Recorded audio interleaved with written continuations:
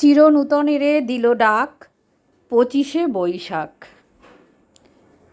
আজ আমাদের আলিপুর কোর্টের রবীন্দ্র জয়ন্তী উৎসবে তোমাদের সবাইকে স্বাগত। এই দেখো বন্ধুরা, আমি আজকে তোমাদের সাথে শেয়ার করব আমরা কিভাবে রবীন্দ্র জয়ন্তীটা পালন করলাম।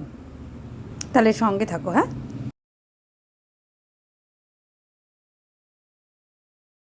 লোপার বাংলা ব্লগে তোমাদের সবাইকে স্বাগত। বন্ধুরা কেমন আছো? আশা করি তোমরা সবাই খুব ভালো আছো। এখন চলে এসেছি আলিপুর কোর্টে।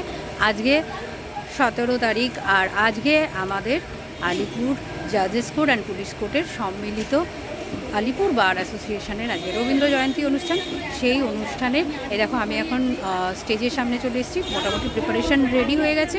আর আমাদের এই দেখো আমার ব্যাকগ্রাউন্ডে রয়েছে আমাদের স্টেজটা, এবং অনেকেই এসে গেছেন। আমাদের সব অ্যাডভোকেটস দিদিরা, ছোট ছোট বোনেরা, মোটামুটি সবাই এবার আসতে শুরু করেছে। সঙ্গে থাকো, পাশে থাকো, দেখতে থাকো। আশা করি আজকের ব্লগটা তোমাদের খুবই ভালো লাগবে। মহাশয় আমাদের মধ্যে উপস্থিত হয়েছেন, আমি তাকে অনুরোধ করব আসন গ্রহণ করবার জন্য।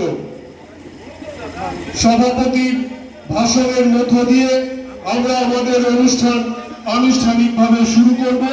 তার আগে দক্ষিণ 24 পরগনার জেলা ও দায়রা জজ শ্রী শুভ্রদীপ মিত্র মহাশয়ের উপস্থিতিতে প্রদীপ প্রজ্বলন করে আমরা আমাদের অনুষ্ঠান আনুষ্ঠানিকভাবে শুরু করব।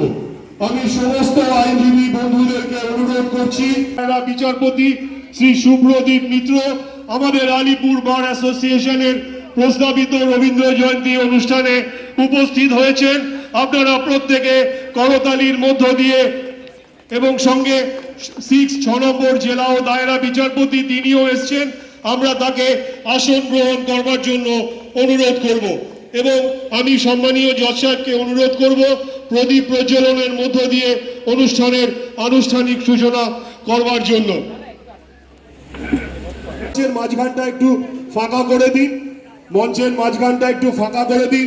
শ্রীকান্ত ভট্টাচার্য আমাদের বার অ্যাসোসিয়েশনের সম্মানীয় সভাপতি, তিনি প্রদীপ প্রজ্বলনের মধ্য দিয়ে আমাদের রবীন্দ্র জয়ন্তী 2024 প্রতি যিনি রবীন্দ্রনাথ ঠাকুর, তার দেখানো পথ অনুসরণ করে আজকে যে পুনরায় আপনারা এই প্রচণ্ড গরমে একত্রিত হয়ে আপনাদের সকলের সদিচ্ছায় এবং প্রত্যেকে নিজেরা পার্টিসিপেট করে একটা প্রোগ্রাম করবেন, বাংলার যে কালচারাল ঐতিহ্যটাকে বহন করে এখনও আলিপুর কোর্ট চলছে, এটা অবশ্যই খুব প্রশংসনীয়।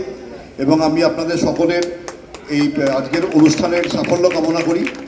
এই প্রোগ্রাম ভালোভাবে শেষ হোক। সম্মানীয় জেলা ও দায়রা বিচারপতি শ্রী শুভ্রদীপ মিত্র মহাশয়কে আন্তরিক কৃতজ্ঞতা এবং ধন্যবাদ।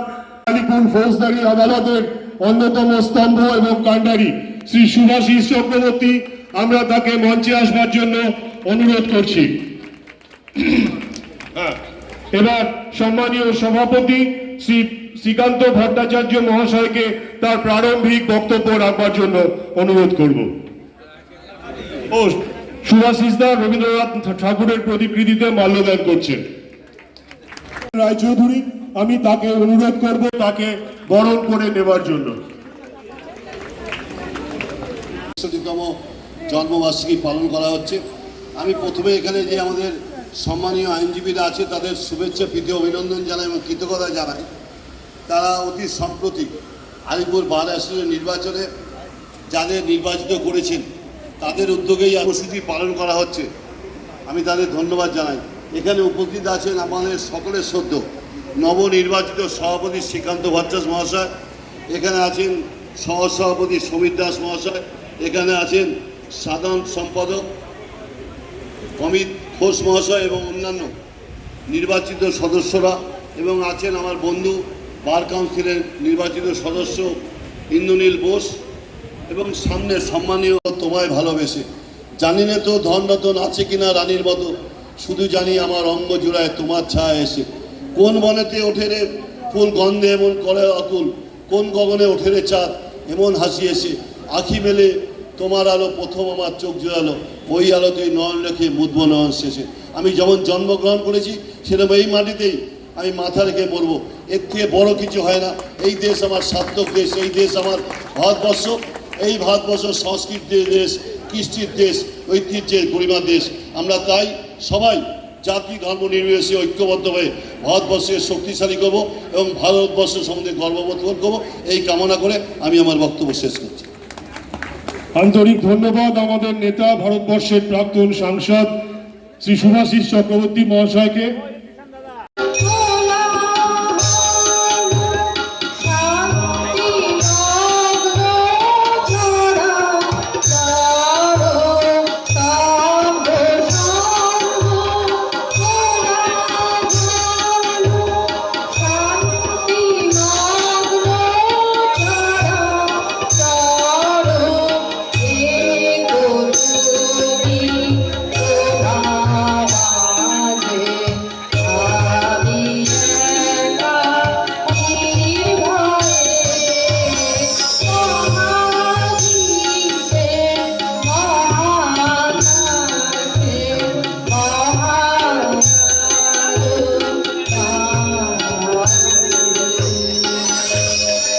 গোপনে উঠুক খুলে হৃদয়ের নতুন বাণী, সেই নতুন বাণী নতুনভাবে আবারও নতুন রূপে নতুন হে পরিবেশন করে।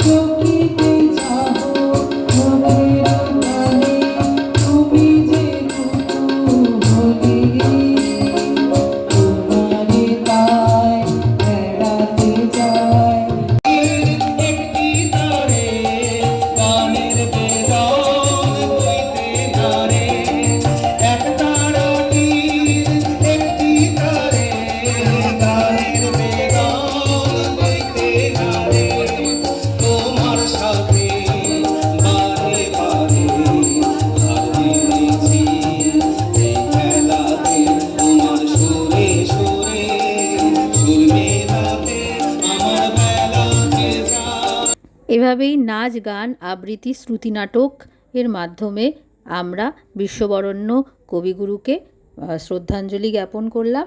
আর আজকের ব্লগটা আশা করি তোমাদের ভালো লেগেছে। অবশ্যই লাইক শেয়ার আর কমেন্টের মাধ্যমে জানিও। আর যারা এখনও সাবস্ক্রাইব করোনি আমার চ্যানেলটা অবশ্যই সাবস্ক্রাইব করে নিও। তাহলে চলো টাটা, আবার দেখা হবে অন্য একটা ব্লগে।